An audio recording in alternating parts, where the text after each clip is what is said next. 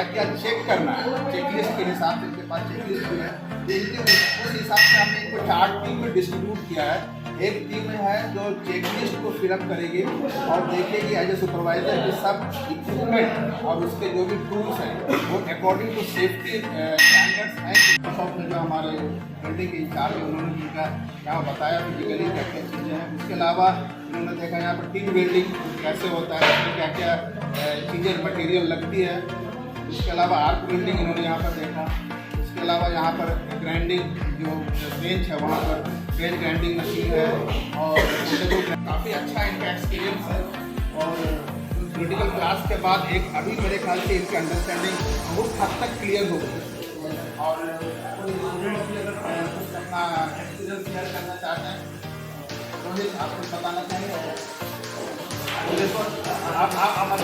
आपको कैसा मतलब लगा क्लास के बाद? प्रैक्टिकल के सब बहुत इम्पोर्टेंट है, क्योंकि मोटिकल में जो चीज़ हम करते हैं वो से अगर हमें प्रैक्टिकल करते हैं तो हमें फ्यूचर में हमें हमेशा याद रहता है।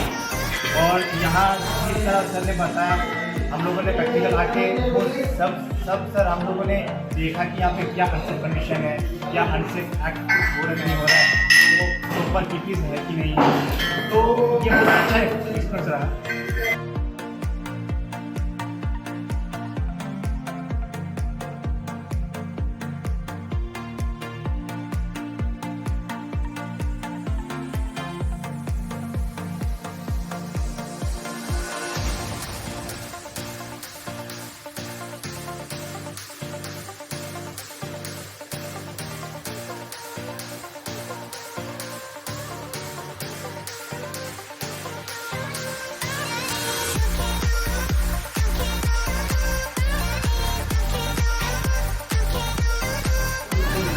पहला बात इसको ठंडा करने के लिए,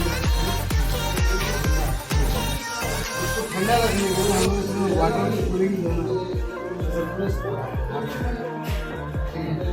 अब देखिए ये पैप जैसे करें इसमें वाटर जा रहा है, आप इधर से सरप्लस हो रही है। ये जो ब्लैक वाला जो है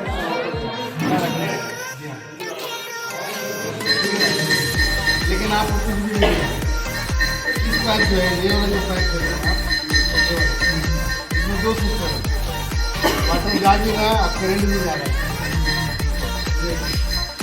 करंट और वाटर दोनों साथ साथ जा रहा है, तब इधर आपको वो करंट देगा।